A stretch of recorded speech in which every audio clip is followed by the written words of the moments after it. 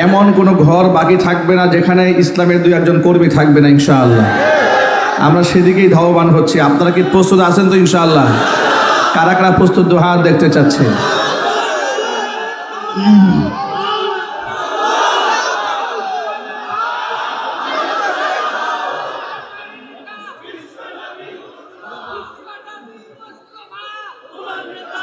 মাশাআল্লাহ, তাবারাকার রহমান আলাইকুম। আমরা আমাদের হাতে সময় একদম কম, ফ্লাইট টাইম হয়ে যাচ্ছে। আবার হেলিকপ্টার ফ্লাই করার সময় দিনের বেলায় করতে হয়। আমি আপনাদের জাবের ভাই কথা বলছিলেন, আসলে ওনার কথা হয়তো আপনারা অনেকেই জাবেদ ভাইয়ের কথা মনোযোগ সহকারে শুনতেন যদি সময় থাকতো হাতে, কিন্তু সময় তো হাতে একদম কম। যাই হোক, আমরা জাবেদ ভাই জন্য দোয়া করি, যার অক্লান্ত পরিশ্রমে, যার পৃষ্ঠপোষকতায় মনোযোগ মাহফিলটি হয়েছে, আল্লাহ পাক দুনিয়া এবং আখিরাতে তাকে সম্মানিত করুন। আলহামদুলিল্লাহ আলহামদুলিল্লাহ নাহমাদুহু ওয়া নাস্তাঈনুহু ওয়া নাস্তাগফিরুহু ওয়া নু'মিনু বিহি ওয়া নাতাওয়াক্কালু আলাইহি ওয়া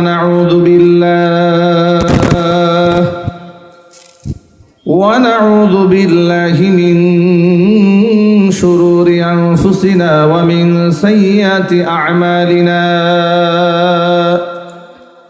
من يهده الله فلا مضل له ومن يضلله فلا هادي له ونشهد أن لا إله إلا الله وحده لا شريك له ونشهد أن سيدنا ونبينا وحبيبنا وشفيعنا ومولانا محمدا عبده ورسوله الذي أرسله بالحق بشيرا ونذيرا وداعيا إلى الله بإذنه وسراجا منيرا. أما بعد فأعوذ بالله من الشيطان الرجيم. بسم الله الرحمن الرحيم. إن الله وملائكته يصلون على النبي يا أيها الذين آمنوا صلوا عليه وسلموا تسليما. اللهم صل على محمد وعلى آل محمد كما صليت على إبراهيم وعلى إنك حميد مجيد. اللهم بارك على محمد وعلى آل محمد كما باركت على إبراهيم وعلى آل إبراهيم إنك حميد مجيد. ঈমানের পথে অবিচল থেকে আমার মরণ যেন হয়। ঈমানের পথে অবিচল থেকে আমার মরণ যেন হয়। তোমারই কাছে মিনতি আমার, তোমারই কাছে মিনতি আমার, মহামহিম দয়াময়। ঈমানের পথে অবিচল থেকে আমার মরণ যেন হয়। ঈমানের পথে অবিচল থেকে আমার মরণ যেন হয়। সকল সকলেই বলুন আল্লাহুম্মা আমিন। ঐতিহ্যবাহী গাইবান্ধা জেলার অন্তর্গত সাদুল্লাপুর উপজেলার কামারপাড়া ফুটবল খেলার মাঠে ও কেন্দ্র ঈদগাহ ময়দানে আয়োজিত আজকের এই একদিন ব্যাপী দ্বিতীয় বার্ষিকী তাফসীরুল কুরআন মাহফিলের সম্মানিত সভাপতি জনাব মোহাম্মদ ইব্রাহিম খলিল, অবসরপ্রাপ্ত নৌসেনা ও সভাপতি কেন্দ্র ঈদগাহ ময়দান কামারপাড়া, মোহতারাম সভাপতির নেক হায়াত আল্লাহ তাআলা দারাজ করুন। উপস্থিত আজকের তাফসীরুল কুরআন মাহফিলের সম্মানিত প্রধান অতিথি জনাব মোহাম্মদ জাবেদুর রহমান জাবেদ, বিশিষ্ট সেবক, সমাজসেবক কামারপাড়া, যিনি ঢাকা শহরেও বিভিন্ন জায়গাতে সামাজিক বিভিন্ন খেদমতে, দ্বীনি খেদমতে নিয়োজিত আছেন। মহতারাম প্রধান অতিথির নেক হায়াত আল্লাহ রাব্বুল আলামিন দারাজ করেন। এছাড়াও আমন্ত্রিত বিশেষ অতিথিবৃন্দ, হাজরাত, ওলামায়ে কেরাম, মুরব্বিয়ানে এজম, অত্র এলাকা এবং পার্শ্ববর্তী এলাকার বিভিন্ন প্রান্ত থেকে ছুটে আসা দিন দরদি, ইমানদার, পরহেজগার, মুত্তাকি মুসলিম ভাইরা, পর্দার অন্তরালে অবস্থানরত আমাদের সকলের শ্রদ্ধা ভাজন পর্দানিশীন মা এবং বোনেরা, মহান আল্লাহ রাব্বুল আলামিনের দরবারে আলিশানে লাখ কোটি শুকরিয়া আদায় করছি যে মহান মনিব আমাদেরকে দুনিয়াবি যাবতীয় কাজ থেকে ফারেক করে, মুক্ত করে দিনের বেলায় তাইরুলার সময়, আরামের সময়, ব্যস্ততাকে পেছনে ফেলে কোরআন কারীমের মাহফিলে হাজার হাজার মানুষকে সমবেত হয়ে কোরআন সুন্নাহ থেকে আলোচনা করার, আলোচনা শোনার সুন্দর পরিবেশ তৈরি করে দিয়েছেন। এজন্য আপনারা খুশি না বেজার? কম না বেশি? হৃদয়ের সবটুকুন ভালোবাসা উজাড় করে শ্রদ্ধা জড়িত কণ্ঠে মহান মনিবের শেখানো ভাষায় শুকরিয়া আদায় করছি। জবান ছেড়ে দিয়ে সকলে একযোগে বলছি আলহামদুলিল্লাহ। রব্বানা লাকাল হামদ হামদান কাসীরা তাইয়িবান মুবারাকান ফীহি। রব্বানা লাকাল হামদু কামা ইয়ানবাগি লিজালালি ওয়াজহিকা ওয়া আযীমি সুলতানিকা। আল্লাহ রাব্বুল আলামিন আজকে তাফসীরুল কুরআন মাহফিলকে কবুল করেন। এই মাহফিল আল্লাহ তাআলা আমাদের সকলের হেদায়েতের জারিয়া হিসেবে কবুল করেন। লম্বা ভূমিকায় না গিয়ে কোরআনে কারীম থেকে আমরা আলোচনা শুরু করছি। আমরা বলি ইনশাআল্লাহ। প্রিয় ভাইয়েরা, আল্লাহ পাক আমাদেরকে এত মায়া করেন, এত দয়া করেন। এখানে আমরা যারা আছি আমরা সকলেই গুনাহগার, কম বেশি, সগীরা কবিরা, জাহিরি বাতিনি, ইচ্ছায় অনিচ্ছায় আমরা অসংখ্য গুনাহ করে ফেলেছি। এত গুনাহ করেছি, যদি গুনার কোনো দুর্গন্ধ গায়ে থাকতো তাহলে আমরা কেউ মাঠে ময়দানে হাঁটতে পারতাম না। কথা ঠিক না বলে? আল্লাহ তাআলা আমাদের গুনাহগুলো লুকিয়ে রেখেছেন। আল্লাহ তাআলা এত সুন্দর করে আগলায় রেখেছেন আমাদেরকে, এত মহব্বত করে। হাদিস শরীফের মধ্যে এসেছে, বান্দা যখন কোনো গুনাহ করে তখন তাৎক্ষণিক আল্লাহ তাআলা ফেরেশতাদেরকে লিখতে নিষেধ করেছেন যে বান্দা তাৎক্ষণিক তওবা করে কিনা। গুনাহ করার সাথে সাথে যদি বান্দা তওবা করে ফেলে, ওই গুনাহটা আমলনামায় ফেরেশতাদেরকে আল্লাহ লেখার সুযোগও দেন না। আল্লাহু আকবার বলেন। কত দয়া, কত মায়া আল্লাহ পাক। আল্লাহ রাব্বুল আলামিন প্রতিযোগিতামূলকভাবে আল্লাহর ক্ষমার দিকে আমাদেরকে ধাবিত হওয়ার আহ্বান জানিয়েছেন। কোরআন মাজিদের সূরা আলে ইমরানের 133 নম্বর আয়াতে বলছেন, ওয়াসারিউ ইলা মাগফিরাতিন মির রাব্বিকুম ওয়া জান্নাতিন আরদুহাস সামাওয়াতু ওয়াল আরদু উইদ্দাত লিল মুত্তাকিন। প্রতিযোগিতামূলকভাবে তোমরা ধাবিত হয়ে যাও আমার ক্ষমার দিকে। ওয়া জান্নাতিন, জান্নাতের দিকে তোমরা ধাবিত হয়ে যাও। আরদুহাস সামাওয়াতু ওয়াল আরদু, যে জান্নাতের প্রশস্ততা আসমান এবং জমিনের মতো। উইদ্দাত লিল মুত্তাকিন, যেটা মুত্তাকিদের জন্য তৈরি করা হয়েছে। জোরে বলেন সুবহানাল্লাহ। ক্ষমার দিকে, আল্লাহর মাগফিরাতের দিকে, জান্নাতের দিকে কিভাবে এগিয়ে যেতে হয়, সাহাবায়ে কেরাম তার অন্যতম আদর্শ আমাদেরকে তারা শিখিয়ে গিয়েছেন। আল্লাহ রাব্বুল আলামিন যাদের শানে কোরআন শরীফের আয়াত নাযিল করে দিয়েছেন, ওয়াল্লাযীনা ইযা ফাআলু ফাহিশাতান আও যালামু আনফুসাহুম যাকারুল্লাহা ফাস্তাগফারু লিযুনুবিহিম ومن يغفر الذنوب إلا الله ولم يصروا على ما فعلوا وهم يعلمون। আমি আমার সকল ভাইদেরকে এক বাক্যে জিজ্ঞেস করতে চাই, গুনাহ মাফ করার মালিক কে? আমাকে ক্ষমা করে দেওয়ার মালিক কি? পৃথিবীর কোনো পীর কি মানুষের গুনাহ ক্ষমা করাতে পারে? কোনো দরবেশ পারে? কোনো মুফাসসির পারে? ক্ষমা করার একমাত্র মালিক কে?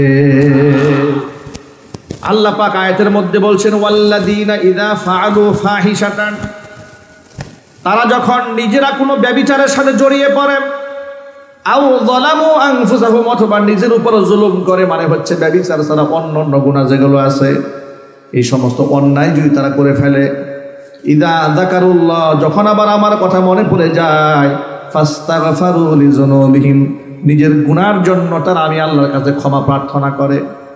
ওয়া মাই ইয়াগফিরুয যুনুবা ইল্লাল্লাহ, গুনাহ তো আমি আল্লাহ ছাড়া কেউ ক্ষমা করতে পারে না।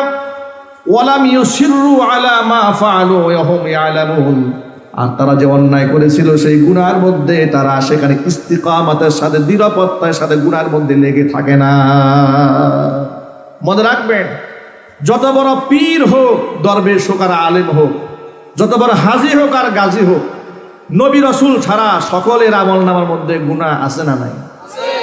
আল্লাহর নবী সাল্লাল্লাহু আলাইহি ওয়াসাল্লামের জন্য বলেন, কুল্লু বানি আদম খাত্তাউন ওয়া খায়রুল খাত্তাইনা আত-তাওয়াবুন, প্রতিটি আদম সন্তান নিজের ইচ্ছায় কিংবা অনিচ্ছায় তারা ভুল করে ফেলে, কিন্তু ওই সমস্ত ভুলকারী ব্যক্তিদের মধ্যে সর্বশ্রেষ্ঠ আল্লাহর কাছে তারা যারা তওবা করে আল্লাহর কাছে ফিরে আসে।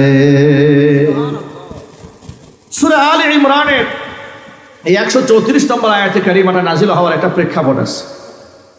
নবী করিম সাল্লাল্লাহু আলাইহি সাল্লামের সময়ে একজন ব্যক্তি তাম্মা, সেই ব্যক্তি খেজুর বিক্রি করত। তো খেজুর বিক্রেতার কাছে ফাজাআতহু ইমরাআতুন হাসনা, চমৎকার সুন্দর একটি নারী এসছে তার দোকানে কাস্টমার খেজুর নেওয়ার জন্য। দোকানদার মহিলার এই সৌন্দর্যটা দেখে শয়তানের ধোকায় পড়ে গেছে। ধোকায় পড়ে গিয়ে মহিলাকে বলছে যে আমার দোকানে যে খেজুরগুলো আছে এগুলো তো খুব একটা ভালো না, ঘরে খেজুর আছে এগুলো আরো ভালো। এ কথা বলে শয়তান ধোকা দিয়ে ফেলেছে, তাকে সাথে করে ঘরে নিয়ে গেছে। ঘরে নিয়ে গিয়ে খেজুর দেখাবার নাম করে তার হাতের মধ্যে চুম্বন করেছে।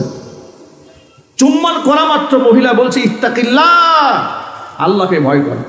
বাস এই এতটুকুন বলেছে, লোকটা এত বেশি অনুতপ্ত হয়েছে, পাহাড়ের চূড়ায় গিয়ে কান্নাকাটি করেছে, আল্লাহর কাছে মাগফিরাত কামনা করেছে।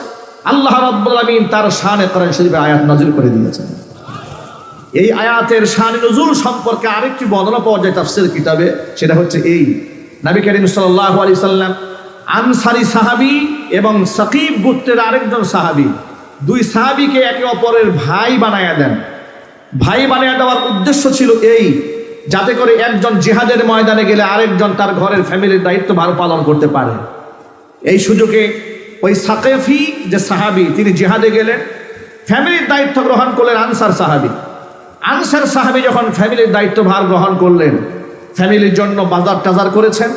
বাজার করার পরে তিনি বাড়ি গেছেন ওই সাকিফ গোত্রের মহিলা স্ত্রীকে দেওয়ার জন্য এগুলা, যেহেতু উনি ওনার স্বামী বাড়ি নাই, তাকে বাজারটা দিয়ে আসে। বাজার দিতে গিয়ে দেখে ওই মহিলার চুলটা, উনি গোসল করে কাপড় নাড়তেছেন, বাহির থেকে চুল দেখা যাচ্ছে। আমার এই বক্তব্যটি, আমার অসংখ্য মায়েরা বোনেরা এই বক্তব্য শুনতে পাচ্ছেন, এটা অত্যন্ত গুরুত্ব সহকারে নেবেন।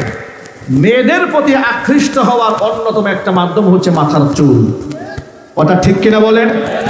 আর এই চুল নিয়ে যত ফ্যাশন পুরা দুনিয়ার মধ্যে চলে। অসংখ্য মায়েরা বোনেরা বক্তব্য শুনতে পাচ্ছেন, কান খুলে শুনে রাখেন। এই সাহাবী, আনসারী সাহাবীর নজর পড়ল এই নারীর চুলের দিকে। নারীর চুলের প্রতি আকৃষ্ট হয়ে শয়তানের ধোঁকায় পড়ে একেবারে তার কাছে চলে গেল। কাছে তার হাতটাকে স্পর্শ করে ফাকাব্বালাহু, সে একটা চুমা খেয়ে বসেছে। চুমা খাওয়া মাত্র সাকিব গোত্রের ওই সাহাবীর স্ত্রী আনসারীকে ডেকে বলল, আমি তোমার ভাইয়ের আমানত, তুমি আমানতের খেয়ানত করলে, তুমি আমার হাতে চুম্বন করলে, তুমি তোমার ভাইয়ের আমানতের খেয়ানত করেছো। এ কথা বলা মাত্র সে এমন অনুশোচনায় ভুগেছে, ঘর থেকে চিৎকার করে বের হয়েছে, বের হয়ে গিয়ে পাগলের মতো হয়ে গেছে, শুধুমাত্র একটা চুম্বন করেছে, বাস এতটুকু, আর কিছু করে না। এত বেশি অস্থির হয়ে গেলেন, নিজেকে ধরে রাখতে না পেরে কান্না করতে করতে হযরতে আবু বকর সিদ্দিক রাদিয়াল্লাহু তাআলা আনহুর কাছে গেলেন। আবু বকরের কাছে গিয়ে ঘটনার বিবরণ খুলে বললেন। আবু বকর সবকিছু শোনার পরই এত রাগ হয়ে গেছেন, তিনি খুব ক্ষুব্ধ হলেন তার উপরে। জামিয়ার কি সমাধান দেব? জিহাদের ময়দানে তোমার ভাই গিয়েছে, সে তার শহীদ হয়ে যায় না, সে গাজী, গাজীর মর্যাদা আল্লাহর কাছে আছে। আর এত বড় একটা গাজীর ফ্যামিলির সাথে তুমি নাফরমানি করেছো, তোমার এর ফয়সালা কি হবে এটা আমি আবু বকর বলতে পারবো না। চলে গেছেন ওমরের কাছে। ওমর, আল্লাহকে আমারে মাফ করবেন, আমি তো খেয়ানত করে ফেলেছি। হযরত ওমর তাকে হতাশ করে দিয়েছে, আমার কাছে কোনো সমাধান নেই। এরপরে সে চলে গেছে আল্লাহর নবী সাল্লাল্লাহু আলাইহি সাল্লামের কাছে। হুজুর সব কিছু শোনার পরে আল্লাহ নবী তার উপর যথেষ্ট রাগ হলেন। আল্লাহর হাবিব সাল্লাল্লাহু আলাইহি ওয়াসাল্লাম একই জবাব দিলেন যে জবাব আবু বকর ওমর দিয়েছে। এখন বলেন, আবু বকর ফিরিয়ে দিলেন, ওমর ফিরিয়ে দিলেন, হাতটাকে আল্লাহ রাসূল ফিরিয়ে দিলেন। যাওয়ার আর কোনো জায়গা আছে? কথা বলেন, যাওয়ার জায়গা আছে? আপনি যে বললেন না যাওয়ার জায়গা নাই, আর একটু জোরে বলেন না ভাই। আচ্ছা, আবু বকর ফিরিয়ে দিয়েছেন, ওমর ফিরিয়ে দিয়েছেন, আল্লাহ রাসূলও ফিরিয়ে দিয়েছেন, যাওয়ার জায়গা কি তার আর আছে? সেই জায়গাটা কোথায়? চিল্লায় বলুন। এই সাহাবী পাহাড়ের চূড়ায় চলে গেলেন, আল্লাহকে ডেকে ডেকে চিৎকার করে এভাবে কান্নায় ভেঙে পড়লেন, রব্বুল আলামিন, আমি তো নিজেকে ধ্বংস করে ফেলেছি, কদ হালাকতু, আমি আমার নিজেকে শেষ করে ফেলেছি, আল্লাহ তুমি আমাকে ক্ষমা করো। তার তওবা আল্লাহর কাছে এমন ভাবে মঞ্জুর হয়ে গেল, আল্লাহ পাক আয়াত নাজিল করলেন, ওয়াল্লাযীনা ইযা ফাআলু ফাহিশাতান, এদের মধ্যে মুত্তাকি তো তারা যারা শয়তানের ওয়াসওয়াসায় পড়ে কোনো একটা অপকর্ম যদি করেও ফেলে, প্রত্যক্ষ আবার পরক্ষণে যখন আমি আল্লাহর কথা মনে পড়ে যায়, ফাস্তাগফারু লিযুনুবিহিম, তাদের গুনার জন্য তারা আমি আল্লাহর কাছে মাগফিরাত কামনা করে। আর আমি আল্লাহ ছাড়া মানুষকে তো কেউ ক্ষমা করতে পারে না, তবে সে সত্য নিজের ভুলের উপর অটল থাকে না, সে ক্ষমা প্রার্থনা করে।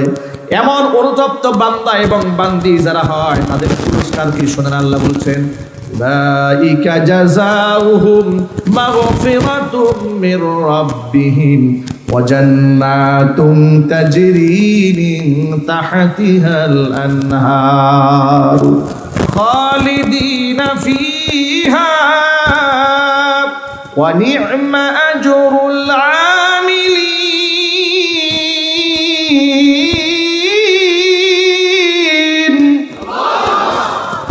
আল্লাহ রাব্বুল আলামিন বলেন, গুনাহ করার পরে অনুশোচনায় ভুগে অনুতপ্ত হয়ে যারা আমার কাছে এভাবে কান্নাকাটি করে, আল্লাহ আমি আল্লাহ পাক তাদেরকে মাফ করে দেই। তাদের জন্য রয়েছে আমি আল্লাহর পক্ষ থেকে ক্ষমা। এমন জান্নাত রয়েছে যে জান্নাতের পাদদেশ দিয়ে প্রস্রবণ নদী নালা খালবিল প্রবাহিত হয়ে যায়, চিরদিন তারা সেখানে থাকবে। জোরে জোরে বলেন সুবহানাল্লাহ। আমার সামনে বসে আছেন এমন অসংখ্য যুবক আছে চোখের জিনা করেছে, অসংখ্য মানুষ আছে হাতের জিনা করেছেন, মনের জিনা করেছেন। আমার মায়েরা বোনেরা বক্তব্য কান খারাপ করে শোনেন, আল্লাহর কসম, শুধু লজ্জাস্থানের জিনাকেই জিনা বলে না। বুখারী শরীফের হাদিসের মধ্যে এসেছে, ওয়াল আইনানি জিনা হুমান নাজরু, চোখের জিনা হচ্ছে চোখ দিয়ে তাকানো, ওয়াল উযুনানি জিনা হুমাল ইস্তেমা, কানের জিনা হচ্ছে কান দিয়া অন্য নারীর সাথে বাজে কথোপকথনগুলো শোনা, পর পুরুষের কথা শোনা, পর নারীর কথা শোনা। হাতের জিনা হচ্ছে পর নারীকে স্পর্শ করা, অন্তরের জিনা মনে মনে কল্পনা করা, পায়ের জিনা সেদিকে এগিয়ে যাওয়া, লজ্জাস্থান সেটাকে আমলে বাস্তবায়ন করে। যদি কোনো ব্যক্তি লজ্জাস্থানের জিনা করে ফেলে আর যদি তওবা সে না করে, অবস্থা বড় ভয়াবহ হয়ে যাবে। আল্লাহর হাবিব বলেছেন, মিরাজ রজনীতে আমি এমন একটা জায়গাকে অতিক্রম করলাম, বিরাট একটা চূর্ণির মধ্যে দেখতে পেলাম অসংখ্য উলঙ্গ নারী পুরুষকে সেখানে জ্বালিয়ে পুড়িয়ে খাট বানিয়ে দেওয়া হচ্ছে। আগুনের তাপমাত্রা এতটাই বেশি ছিল, লেলিহান শিকায় এতটা বিভৎস ছিল, কিছু কিছু মানুষ পুড়তে পুড়তে পলকায় উপরে উঠে যায়, আবার পলকায় নিচে আসে। বিভীষিকাময় দৃশ্য দেখে জিবরাইল আমিনকে প্রশ্ন করলাম, জিবরাইল এরা কারা? জিবরাইল আমিন জবাব দিয়ে বলছেন, ইয়া রাসূলুল্লাহ, ইয়া হাবিবাল্লাহ, এরা হচ্ছে আপনার উম্মতের ওই সমস্ত নারী আর পুরুষ যারা বিবাহ বহির্ভূত অবৈধ যৌন মিলন করেছে। আজকে এটা তো আমাদের সমাজে অ্যাভেলেবল হয়ে গেছে। আর জেনা এটা আমাদের সমাজে খুব সহজভাবে দেখা হয়, ব্যভিচারটা সহজভাবে দেখা হয়, কিন্তু বিবাহটা অনেক ভয়ঙ্কর খারাপ দৃষ্টিতে দেখা হয়। কথা ঠিক কিনা বলেন? আবার ইদানিং শুনতে পেলাম যে বাংলাদেশি একাধিক বিবাহ করলে তাদের জন্য নতুন ট্যাক্স ধার্য করা হয়েছে। মানে আপনি যদি প্রথম ম্যারেজ করেন, এরপরে সেকেন্ড ম্যারেজ করতে যান, তাহলে আপনাকে সম্ভবত 50,000 টাকা ট্যাক্স দিতে হবে। আবার যদি আরেকটা বিবাহ করতে যান, তাহলে আরও 50,000 টাকা অতিরিক্ত আপনাকে কর দিতে হবে। বিবাহের মধ্যে বসাইছে ট্যাক্স, বিবাহ সহজ করার জন্য নাকি? আওয়াজ, বিবাহের মধ্যে কর দেওয়া হলো, এটা কি ট্যাক্সটা কি বিবাহ সহজ করার জন্য? কিন্তু জিনা ব্যভিচার করার জন্য, প্রেম প্রীতি করার জন্য এই দেশে কোনো ট্যাক্সের ফতোয়া নাই। 21 বছর 18 বছর না হলে ছেলে মেয়ে বিবাহ করতে পারবে না, আইন করে দিয়েছেন। কিন্তু 12 বছর 14 বছরের মেয়েরা চুটায়া প্রেম করতেছে, বাধা দেওয়ার কেউ নাই। কথা ঠিক কিনা বলেন? এই জন্য আইনের পরিবর্তন দরকার। ভণ্ডামি আইন বাংলাদেশ থেকে বন্ধ হওয়া উচিত। কোরআনে কারিমের আইন বাস্তবায়ন করা দরকার, আছে না নাই? চিল্লায় বলতে পারছে না? নাই। অসংখ্য যুবকরা ধ্বংস হয়ে যাচ্ছে, অসংখ্য মেয়েরা জাহান্নামী হয়ে যাচ্ছে। বিবাহকে কঠিন করা হয়েছে, জিনা ব্যভিচারকে সহজ করে দেওয়া হয়েছে। ঠিক না? আপনাদের তো ভুলে যাওয়ার কথা নয়। ইতিহাস মনে করিয়ে দিই, এই বাংলাদেশের এক সম্মানিত পুলিশের দায়িত্বশীল, তিনি সম্ভবত উপকমিশনার ছিলেন ঢাকা রেঞ্জের, তিনি নাম হচ্ছে সাকলাইন। এক জঘন্য নারীর প্রেমাসক্ত হয়েছিলেন পরিমণি। এরপরে টেলিভিশনে সংবাদ প্রচারিত হলো, তার সাথে কেক কাটা, কেক লেনদেন করা, আদান প্রদান, মহাব্বতের কিছু ছবি প্রচারিত হওয়ার পরে বেচারার চাকরি শেষ, বেটার মান সম্মান শেষ। একটা বিসিএস ক্যাডার, এত বড় সরকারি পুলিশ অফিসার, বেটার জানও নাই, বেটার মালও নাই, ইজ্জতও শেষ, সংসারও শেষ। কথা বলতে হবে, ঠিক কিনা? তৎকালীন সময়ে যখন তার বিরুদ্ধে গোটা বাংলাদেশের মানুষ ফুঁসে উঠল, যেটা আইনের, যদি আইন শৃঙ্খলা রক্ষাকারী বাহিনী নিজেরাই আইন শৃঙ্খলা ভঙ্গ করে, তাহলে সংশোধন করবে কে? আলোচনায় উঠল। তখনকার, আমি তো আইনটা জানতাম না, তখন প্রশাসনের একজন ঊর্ধ্বতন কর্মকর্তা বললেন যে পরিমণিও অ্যাডাল্ট, সাকলাইনও অ্যাডাল্ট, দুজনেই উপযুক্ত। আর যা হয়েছে স্বইচ্ছায় হয়েছে। স্বইচ্ছায় কিছু হলে এই দেশে তেমন কোনো জরিমানা কিছু নাই। নাউজুবিল্লাহ আসতে বলে, স্বইচ্ছা আকাম করলে জরিমানা নাই, 100 টাকা জরিমানা। হাতে হাতে ধরা পড়লে, এটা নাকি বাংলাদেশে আইন আছে। নাউজুবিল্লাহ, আমি জানি না এর গভীরতা কি আছে, এটা ওনাদের বক্তব্য। 100 টাকা জরিমানা স্বইচ্ছা আকাম কুকাম করলে। আর আনুষ্ঠানিকভাবে 17 বছরে একটা মেয়েকে বাবা বিবাহ দিতে যাচ্ছেন, সামাজিকভাবে আনুষ্ঠানিকভাবে সেখানে চেয়ারম্যান সাহেব এসে হাজির, ওসি সাহেব এসে হাজির, বাল্য বিবাহ হচ্ছে। বাল্য বিবাহের ধোঁয়া তোলে অসংখ্য পবিত্র বন্ধনকে বাংলাদেশে নষ্ট করা হয়েছে। সুতরাং এই সমস্ত ভণ্ডামি আইন বাদ দিতে হবে। 16 বছর 17 বছরের মেয়েরা অ্যাডাল্ট হয়ে যাচ্ছে, যুবতী মেয়েরা উপযুক্ত হয়েছে। আর এই উপযুক্ত সময় ছেলেকে মেয়েকে বিবাহ না দিলে এই ছেলে মেয়ে সমাজে যত অখরাঞ্জ করবে, তার দায়িত্ব আবার অবশ্যই বাপ মাকে নিতে হবে, অবশ্যই সমাজ পরিতে নিতে হবে, নেতৃবৃন্দদের নিতে হবে। এই জন্য আমরা বাল্য বিবাহের নামে যে বিবাহ বিধি আইন বাংলাদেশে আছে, এটা আমরা পরিবর্তন দেখতে চাই। দরকার আছে না নাই? আরো জোরে বলতে পারছে না? নাই। বিবাহ সহজ হয়ে যাক ইনশাআল্লাহ। বলেন, ছোট্ট করে বলে দেই, সময় হাতে খুবই কম। কোরআনে কারীম বিবাহের ব্যাপারে আল্লাহ তাআলা উদ্বুদ্ধ করে বলেছেন, ওয়ানকিহুল আয়ামা মিনকুম ওয়াস-সালিহিনা মিন ইবাদিকুম ওয়া ইমাইকুম ইয়াকুনু ফুকারা ইউগনিহিমুল্লাহু মিন ফাদলি ওয়াল্লাহু ওয়াসিউন আলীম। সূরা নূরের মধ্যে আল্লাহ বলছেন, 18 নম্বর পারার হিফজুল কোরআন কপির মধ্যে কোরআন শরীফের 13 নম্বর পৃষ্ঠার শুরুতে আল্লাহ বলে দিয়েছেন, ও আনকিহুল আয়ামা মিনকুম, তোমাদের মধ্যে যে সমস্ত মেয়েদের জোড়া নাই, ছেলেদের জোড়া নাই, এদেরকে বিবাহ করাইয়া দাও। গার্জিয়ানদেরকে লক্ষ্য করে আল্লাহ বলেছেন তোমরা বিবাহ দিয়ে দাও, বিবাহ করাইয়া দাও। এর মানে বিবাহ নিজে নিজে করার বিধান না, বিবাহ করাইয়া দিতে হয়। ঠিক কিনা বলেন? বিবাহ কি করতে হয়? করাতে হয়। আপনারা তো ঠিক মতো বিবাহ করান না দেখে আপনার ছেলে পালায়। কথা বলে মেয়েরা কি এমনি পালায়? আপনারা তো করান না। আপনারা কি বলেন? তুমি নিজের পায়ে দাঁড়াও। ঠিক কিনা বলেন? নিজের পায়ে দাঁড়াও। বেটা কোটিপতির ছেলে বিবাহ করায় না, কোটিপতির ছেলে বিবাহ করায় না। আমার কাছে এসছে আমার এক খুব ঘনিষ্ঠজন, এসে বলছে হুজুর আমার ছেলের জন্য একটা তাবিজ দেন, ছেলে খুব বেয়ারা হয়ে গেছে, ছেলে কথা শুনে না, রাত 3টায় বাড়ি আসে, 2টায় আসে, কখনো আসেই না। আমার একটা মাত্র ছেলে, ওর মা সারা রাত কান্নাকাটি করে, আর আপনার খুব ভক্ত, আপনার ওয়াজ শুনে, আপনি একটা তাবিজ লিখে দেন যাতে আমার ছেলে আমার কথায় উঠে, আমার কথায় বসে। আমি বললাম ভাই আপনার ছেলের যে রোগ হয়েছে এই রোগ তাবিজে ভালো হবে না, আমি একটা বুদ্ধিতেই কাজ করেন। বলে কি বুদ্ধি? আপনার ছেলেকে বিবাহ করায় দেন। এ কথা শুনে তিনি আমাকে কি জবাব দিয়েছিলেন শোনেন। তিনি জবাব দিয়ে বলেন হুজুর এটা কোনো কথা বলেন আপনি? আমার ছেলের বয়স মাত্র 21 বছর, ইউনিভার্সিটিতে পড়ে, ওর একটা ক্যারিয়ার আছে না। আমি বললাম ভাই ক্যারিয়ার করতে করতে ক্যারেক্টারে 12টা বাজাইছেন। কথা ঠিক কিনা বলেন? ক্যারিয়ার করতে করতে ক্যারেক্টারে 12টা বাজিয়েছেন। যা বললাম আপনি এটা শোনেন, ফায়দা হবে। এ কথা নিয়ে তিনি বাড়ি গেলেন, স্ত্রীর সাথে পরামর্শ করলেন। তিনি বললেন হুজুর তো ভালো কথাই বলেছেন। তারা পাত্রী দেখা শুরু করলো। মাত্র সপ্তাহ 10 দিনের মধ্যে পাত্রী কোথা থেকে পছন্দ করে ফেলেছে। আমাকে ফোনে বলছে হুজুর আপনার কথা আমলে নিয়েছি, ছেলের বিবাহ ঠিক করেছি, আপনি বিবাহ করাবেন। আমি বললাম ভাই আমি তো মাহফিলে ব্যস্ত, আমি দোয়া করে দেব। বিবাহ হয়ে গেল। আমি উইলিংলি ফোন করেছি বিবাহ 3 দিন পরে। ফোন দেওয়ার পরে জিজ্ঞেস করলাম ভাই খবর কি, যে ছেলের তাবিজের প্রয়োজন, খবর কি? বলে হুজুর ছেলে তো 3 দিন হয়েছে ঘরের দরজাই খুলে না। কথা বুঝতে পেরেছেন? যে ছেলেরা 3টায় বাড়ি আসে না সেই ছেলে 3 দিন ঘরে দরজা খোলে না। আসলে বুঝতে পেরেছেন কোন রোগে আক্রান্ত হয়েছিল? সুতরাং এটা আমার কথা নয়, নবী করিম সাল্লাল্লাহু আলাইহি ওয়াসাল্লাম বলেছেন।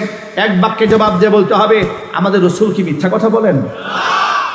অনেকে জবান বন্ধ আছে আমি দেখেছি। একটু এক বাক্যে বলতে হবে আর আল্লাহ রাসূল কি মিথ্যা কথা বলেন? এবার শুনেন রাসূল কি বলেন। আল্লাহর হাবিব বলছেন ইয়া মাশারাশ শাবাব, ও যুব সম্প্রদায়, মান ইসতাতা মিনকুমুল বাআতা ফালইয়াতাজাওয়াজ ফাইন্নাহু আগাদ্দু লিল বাসারি ওয়া আহসানু লিল ফারাজি। ও যুব সম্প্রদায়, যাদের মহারণা দেওয়ার, খরপোশ দেওয়ার সামর্থ্য আছে তোমরা বিবাহ করে নাও। কারণ ফাইন্নাহু আগাদ্দু লিল বাসার, বিবাহ করলে চোখের হেফাজত হবে, ও আহসানুল ফারাজ, লজ্জাস্থানের হেফাজত হবে। চিৎকার দেখুন আল্লাহু আকবার। আল্লাহ নবী বললেন বিবাহ করলে 2টা অঙ্গের হেফাজত হয়, এক হচ্ছে চোখের হেফাজত, আরেক হচ্ছে লজ্জাস্থানের হেফাজত। আল্লাহর হাবিব সাল্লাল্লাহু আলাইহি ওয়াসাল্লাম আরেকটি হাদিসের মধ্যে বলেছেন আন নিকাহু নিসফুল ঈমান, বিবাহ হচ্ছে ঈমানের অর্ধেকটা। যে বিবাহ করেছে ঈমান অর্ধেক পূর্ণ হয়ে গেছে, বাকিটা আমল করে পূর্ণ করে নেবে। আর যদি বলেন সুবহানাল্লাহ। এখন আসি আপনাদের সেই প্রশ্ন, যে ক্যারিয়ার কি হবে? তাহলে এই ক্যারিয়ার কি হবে এর জবাব কোরআনে আছে। আল্লাহ পাক বলছেন ইয়াকুনু ফুকারা ইউগনিহিমুল্লাহু মিন ফাদলি। বিবাহ করার সময় ছেলে যদি কিছুটা দারিদ্রতায় থেকেও থাকে, ভয়ের কোনো কারণ নাই। আমার বান্দিকে মহারণা দিয়া সম্মানের সাথে যখন তার ঘরে সে জায়গা দিয়েছে, পৃথিবীর যদি কেউ নাও দেখে, দেখেছেন কে? আল্লাহ দেখেন নাই? ঘরে খাওয়ার লোক যে একজন বেড়েছে এটাকে আল্লাহ দেখেন নাই? আল্লাহ বলছেন ইউগনিহিমুল্লাহু মিন ফাদলি, আমি দয়াময় আল্লাহ তাআলা আপন মেহেরবানিতে তার অসচ্ছলতা দূর করে আমি তাকে সচ্ছল জিন্দেগি উপহার দেব। সেই ক্ষমতা আল্লাহর আছে না নাই? আরো যদি বলেন আছে না নাই? এই জন্য উপযুক্ত সময়ে ছেলেকে বিবাহ করাতে হবে, মেয়েকে বিবাহ দিয়ে ফেলতে হবে। সেই ক্ষেত্রে ডিমান্ড করা যাবে না, যৌতুকের ডিমান্ড করা যাবে না। ভাই কথাটা মনে থাকবে না ইনশাল্লাহ। বিবাহ করবেন তো যৌতুক ছাড়া করবেন। কারা করবেন হাত দেখি তো এবার ভালো করে চলেন।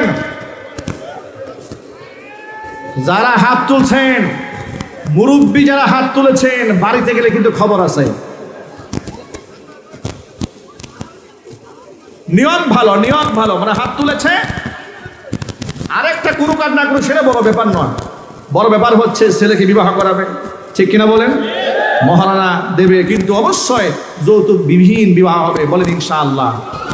আল্লাহ যেন কবুল করেন, জোরে কোন আমিন। আর এই ক্ষেত্রে আরেকটি বিষয় আপনাদের মনে রাখতে হবে যে বিবাহের মধ্যে কোনো প্রকার শারঈ বিরোধী, শরীয়ত বিরোধী কোনো কর্মকাণ্ড সেখানে হতে পারবে না।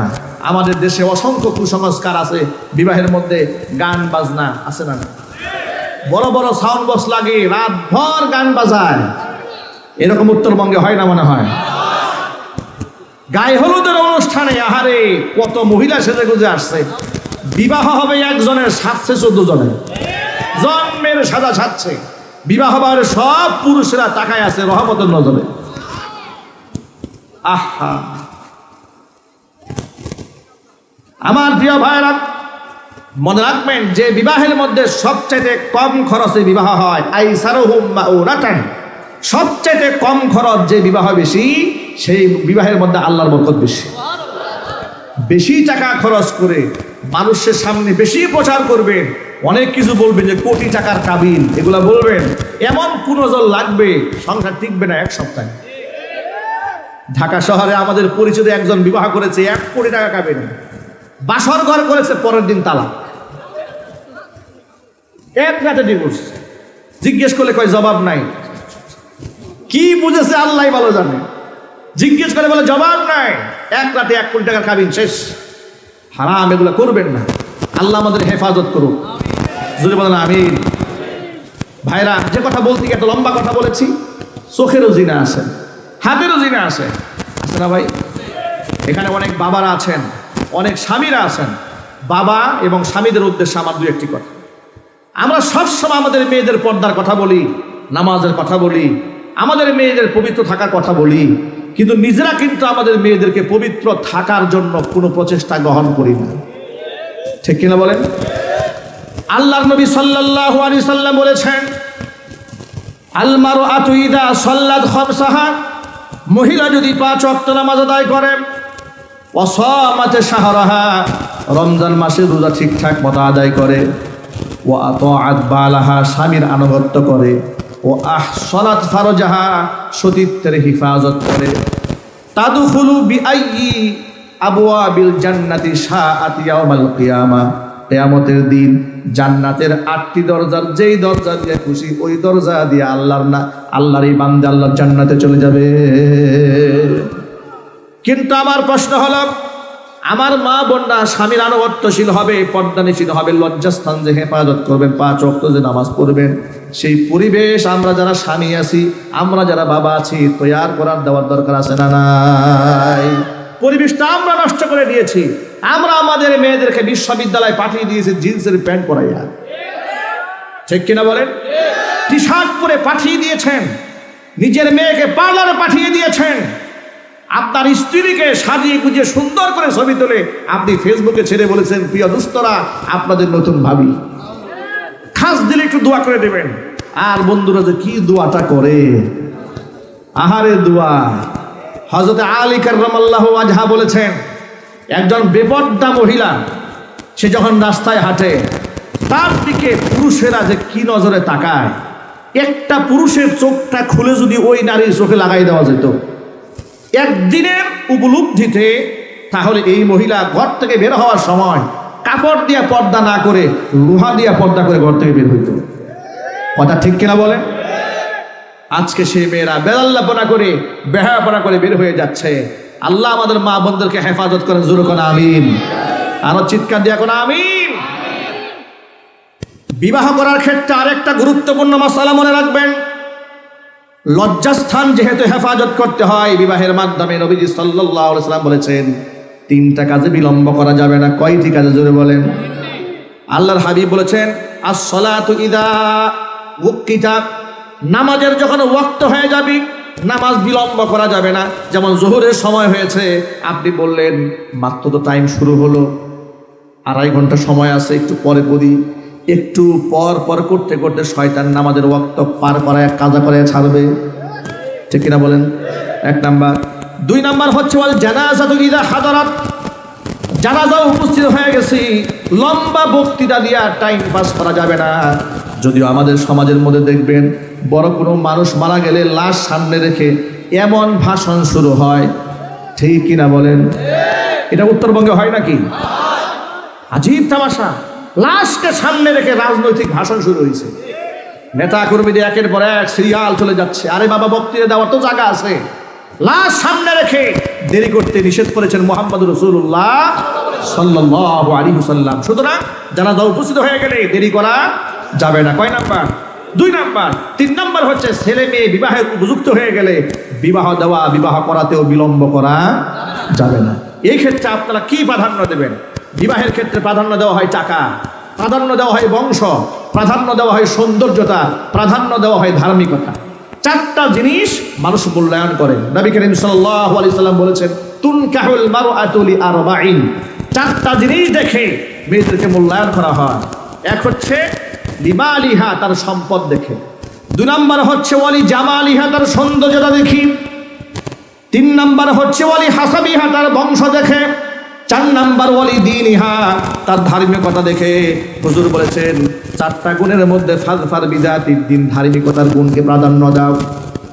ঘরের মধ্যে স্ত্রী আনতে চাচ্ছ, দেখো নামাজ পড়ে কিনা, আল্লাহকে ভয় করে কিনা, জাহান্নামের আগুনের ভয় আছে নাকি, পরকালকে ভয় করে নাকি। আল্লাহকে যে মেয়ে ভয় করে না, আল্লাহর কসম ওই মহিলা স্বামীকেও ভয় করবে না। আল্লাহকে যে ভয় করবে না, সে পরকিয়া করে বেড়াবে। কথা বলে না কেন? আল্লাহর ভয় যদি মহিলার কলিজার মধ্যে না থাকে, তাহলে স্বামীকে ঘরের মধ্যে রেখে অন্য পুরুষের সাথে পরকিয়া করে বেড়াবে। স্বামী বিদেশে থাকবে আর এই দিকে তিনি বয়ফ্রেন্ড নিয়ে রাত্রি যাপন করবে। আল্লাহর ভয় যার অন্তরে আছে, সেই ব্যক্তি নিজেকে কন্ট্রোল করতে পারে। এই জন্য ধার্মিকতার গুণ বড় গুরুত্বপূর্ণ। আল্লাহ নবী বলেছেন, ধার্মিক নারী যদি ঘরে না আসে, তাহলে তারই বাতি আদাক, তুমি ধ্বংস হয়ে যাবে। মুহাম্মদ রাসূলুল্লাহ সাল্লাল্লাহু আলাইহি ওয়াসাল্লাম এই উক্তি পেশ করেছেন। দেখুন ধার্মিকতার গুণকে আল্লাহ নবী নিজে কিভাবে প্রাধান্য দিয়েছেন। আগে বলেন সুবহানাল্লাহ। এত আস্তে বললেন, চিৎকার দেখেন আল্লাহু আকবার। মুহাম্মদ সাল্লাল্লাহু আলাইহি ওয়াসাল্লাম কলিজার টুকরা মেয়ে ফাতেমাতুজ জাহরা রাদিয়াল্লাহু তাআলা আনহা, হুজুর কি কম মহব্বত করতেন তাকে। ফাতেমার ব্যাপারে রাসূল বলেছেন, ফাতেমাতু বিদআতুম মিন্নি, ফাতেমা আমার দেহের গোশতের একটা টুকরা। যেই ব্যক্তি ফাতেমাকে কষ্ট দেয়, সে আমাকে কষ্ট দেয়। যে ফাতেমাকে আনন্দিত করে, সেই ব্যক্তি মুহাম্মদ সাল্লাল্লাহু আলাইহি ওয়াসাল্লামকে আনন্দিত করে দেয়। সেই ফাতেমার জন্য স্বামী সিলেক্ট করলেন একেবারে হত দরিদ্র হযরত আলী কাররামাল্লাহু ওয়াজহা। রসুলের ঘরে বড় হয়েছে, অথচ ফাতেমাতুজ জাহরা রাদিয়াল্লাহু তাআলা আনহাকে বিবাহের প্রস্তাব দিয়েছেন আরবের বড় বড় ধনাঢ্য ব্যক্তিরা। নবী করিম সাল্লাল্লাহু আলাইহি ওয়াসাল্লাম কাউকে অ্যাকসেপ্ট করেন নাই, হযরত আলীকে নিজের মেয়ের স্বামী হিসেবে গ্রহণ করেছেন। যদি বলেন আল্লাহু আকবার। মহারণা দেওয়ার টাকা ছিল না। উসমান গনি জিন্নুরাইন রাদিয়াল্লাহু তাআলা আনহু, তার কাছে জিহাদের অস্ত্র বর্ম বিক্রি করে মহারণার টাকা দিয়েছিলেন। চিৎকার দেবেন আল্লাহু আকবার। সাহাবীদের মধ্যে একজন বিখ্যাত সাহাবী, নাম জুলাইবিব রাদিয়াল্লাহু তাআলা আনহু, রাসূলের কাছে এসে বলছেন, হে রাসূল, আপনি বলেছেন জান্নাতে পুরুষরা গেলে 70টা করে হুর পাবে। এই কথা শুনলে আমার মা বোনরা যেন কষ্ট না পান। কিছু কিছু মা বোনদের অবস্থা এমন, শেখ আহমদুল্লাহকে দেখে একদিন প্রশ্ন করেছে এক মহিলা, হুজুর এমন কোন আমল আছে নাকি যে আমল আমি করলে আমার স্বামী জান্নাতে গেলে হুর পাবে না। দেখছেন দুনিয়াতে তো যা স্বামীকে বিবাহ করতে দেবেই না, উনি বেহেশতে কেউ হুর দেবেন। কিন্তু হাদিস শরীফে এসেছে, স্ত্রী যদি দিনদার হয়, পুণ্যবতী হয়, স্বামী তার প্রতি সন্তুষ্ট হয়, সমস্ত হুরদের সর্দার আল্লাহ পাক স্ত্রীকে বানাই দেবে। আরো যদি বলতে হবে সুবহানাল্লাহ। জুলাইবিব রাসূলের সাহাবী হুজুরের কাছে আসলেন, এসে বললেন, ইয়া রাসূলুল্লাহ, জান্নাতে যে হুরের বর্ণনা কোরআনে আছে, আপনার মুখে শুনেছি, আমি যদি মারা যাই আল্লাহকে আমাকে হুর দেবে। আচ্ছা, মনের মধ্যে যেই শুনিয়াই তিনি মুখে কথা বলুক না কেন, এটা মনোভাব অনেক সময় বোঝা যায় না। মুহাম্মদ সাল্লাল্লাহু আলাইহি ওয়াসাল্লাম বুঝতে পেরেছেন হঠাৎ করে জুলাইবিবের কথা কেন শুনল। জুলাইবিবকে আল্লাহর হাবিব জিজ্ঞেস করলেন, হাল্লা তাতাযাওয়াজ ইয়া জুলাইবিব, জুলাইবিব তুমি বিবাহ করো না কেন, তোমার কি বিবাহের প্রয়োজন নাই? জুলাইবিব রাদিয়াল্লাহু তাআলা আনহু বলছেন, নবীজি নিশ্চয়ই আমার বিবাহের প্রয়োজন আছে, কিন্তু আমি গরিব মানুষ বলে কেউ আমার সাথে আত্মীয়তা করে না।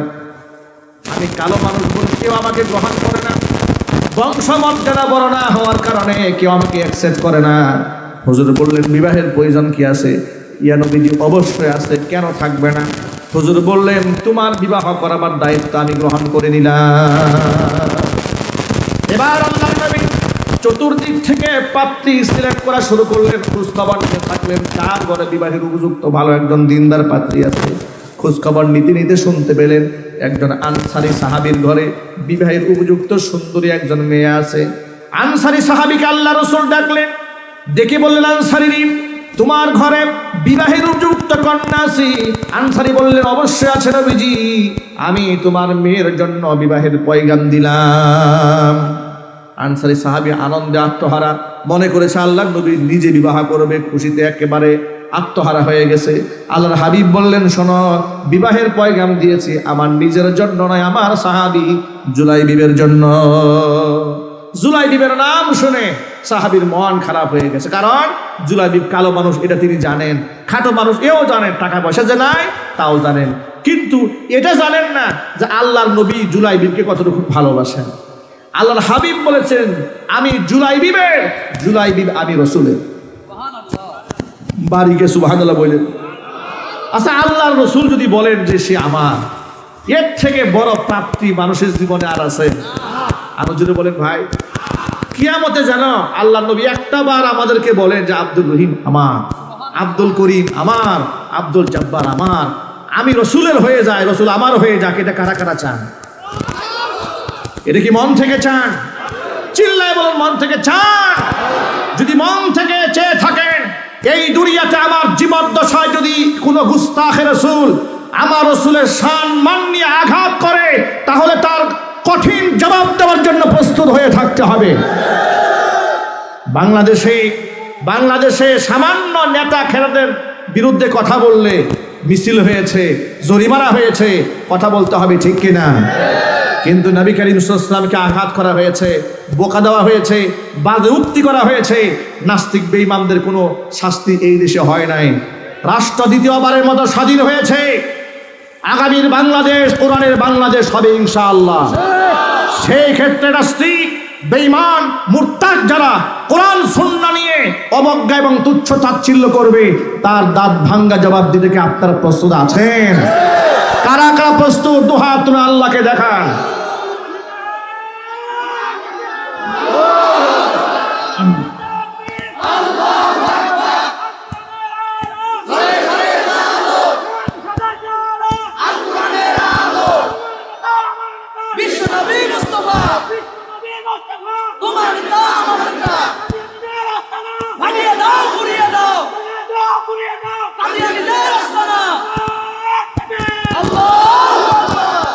আমার প্রিয় ভাই, যত যুবকরা এসেছেন, যত মায়েরা এসেছেন, বাবারা এসেছেন, আল্লাহ তাআলা সকলের ঈমানে শক্তি বৃদ্ধি করে দেন। হুজুরে বলুন আমিন।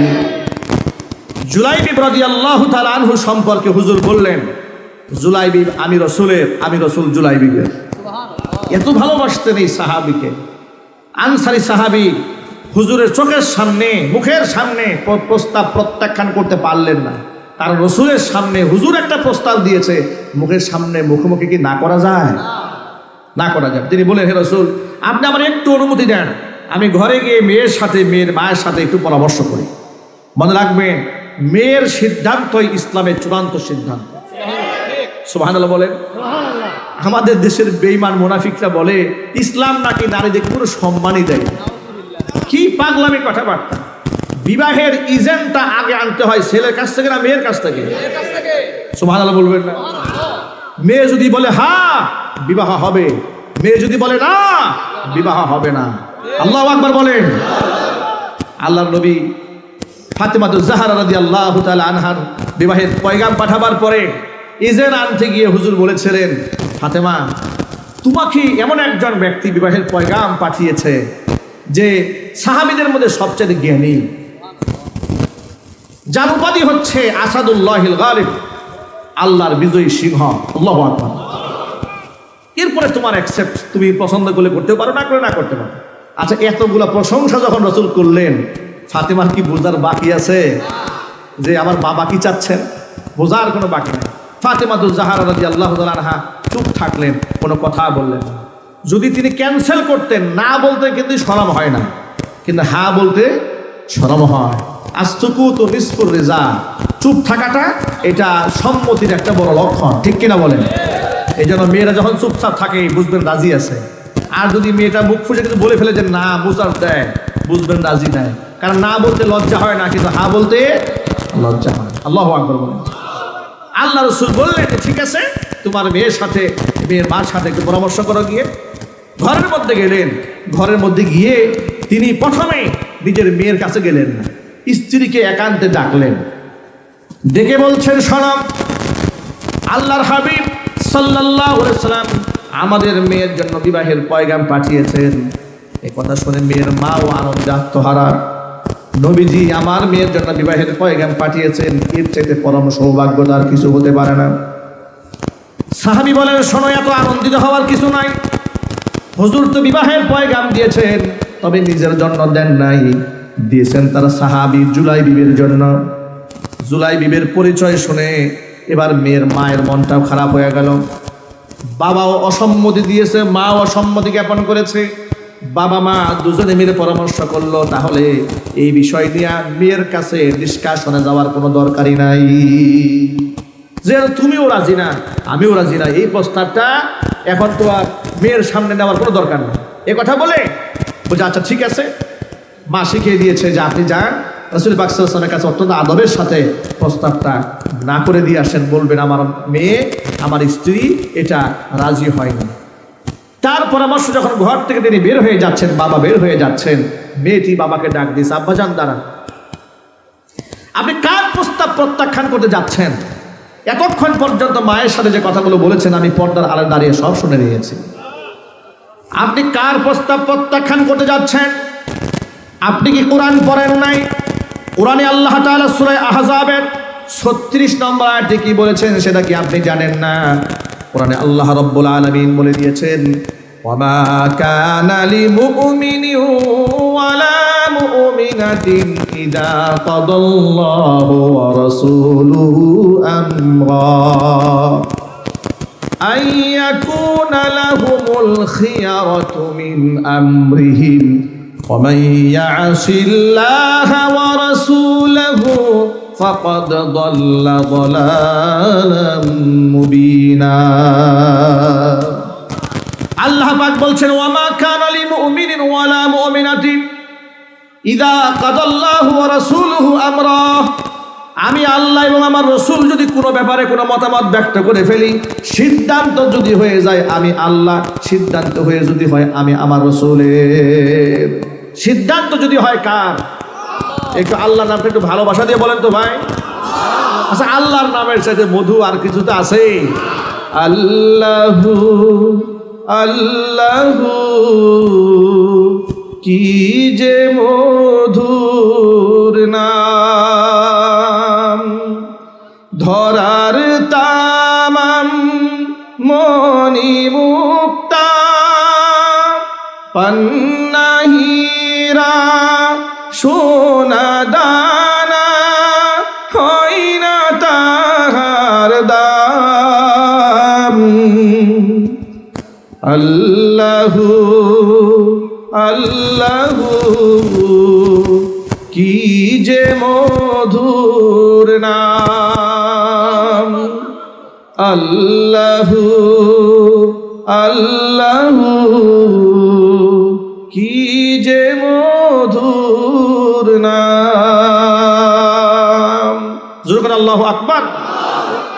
ভাইরা আমার, সিদ্ধান্ত যদি হয় আল্লাহর, সিদ্ধান্ত হয়ে যদি হয়ে যায় আল্লাহ রসুলের, সেই ক্ষেত্রে আমরা সাধারণ ইমানদার বান্দা বান্দিরা আল্লাহর সিদ্ধান্তের মধ্যে কি নাক গলাবার অধিকার আছে?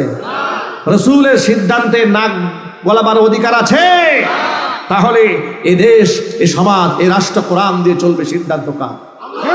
কোরআন বলেছে ইনিল হুকমু ইল্লা লিল্লাহ। এই জমিন কার? এটা যদি বলতে হবে এই জমিন কার? হুকুম চলবে কার? আল্লাহর হুকুমে জমিনে চলো, কেটে আপনারা চান? চিল্লায় বলেন চান? তাহলে যারা বলে রাজনীতির সাথে কোরআনের কোনো সম্পর্ক নাই, যারা বলেছে কোরআনের সাথে রাজনীতির কোনো সম্পর্ক না, আল্লাহর কসম তার সাথেও আল্লাহর কোরআনের কোনো সম্পর্ক নেই, কথা বলতে হবে ঠিক কিনা?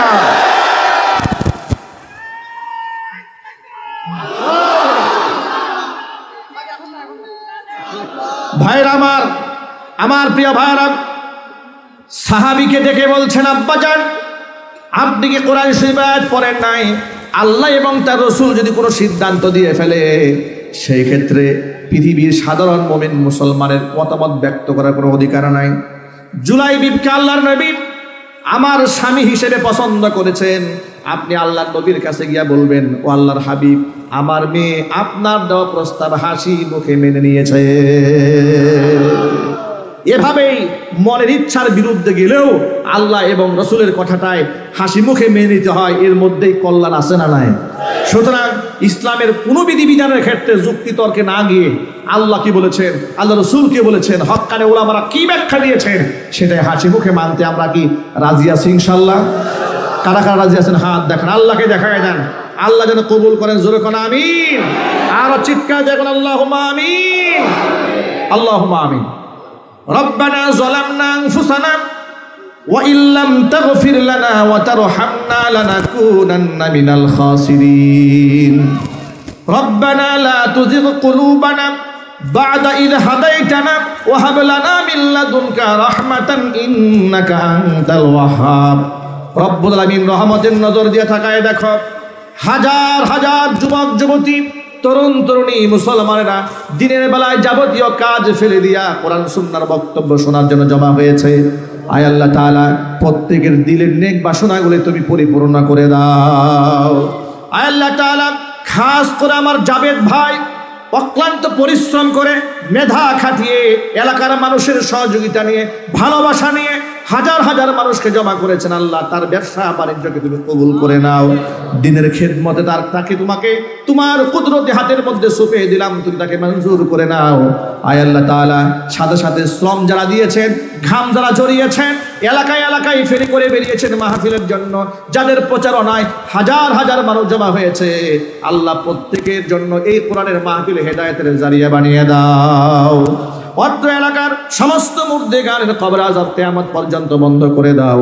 কাল হাসরের কঠিন ময়দানে এই আয়োজন আমাদের সকলের জন্য নাজাতের জারিয়া বানিয়ে দাও।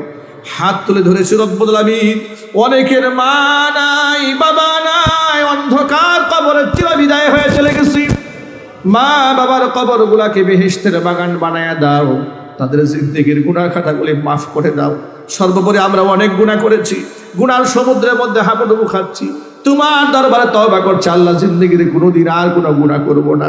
সগীরা কবিরা জাহিরি বাতিনি ইচ্ছা অনিচ্ছা যত গুনাহ করেছি, আল্লাহ তুমি আমাদের গুনাহ খাতাগুলি মাফ করে দাও। আল্লাহ আমাদেরকে বিনয়ী বানাও, তোমার মাকবুল বান্দা বানাও। আল্লাহুম্মা বারিক লানা ফি রজব ওয়া শাবান ওয়া বাল্লিগনা রমাদান। আল্লাহুম্মা বারিক লানা ফি রজব ওয়া শাবান ওয়া বাল্লিগনা রমাদান। রব্বির হামহুমা কামা রব্বায়ানি সগীরা। রব্বির হামহুমা কামা রব্বায়ানি সগীরা। সুবহানা রব্বিকা রব্বিল ইজ্জাতি আম্মা ইয়াসিফুন ওয়া সালামুন আলাল মুরসালিন ওয়ালহামদুলিল্লাহি রব্বিল আলামিন। ওয়াজআল আখিরা কালিমাতিনা ইনদাল মাউতি লা ইলাহা ইল্লাল্লাহু মুহাম্মাদুর রাসূলুল্লাহ। আসসালামু আলাইকুম।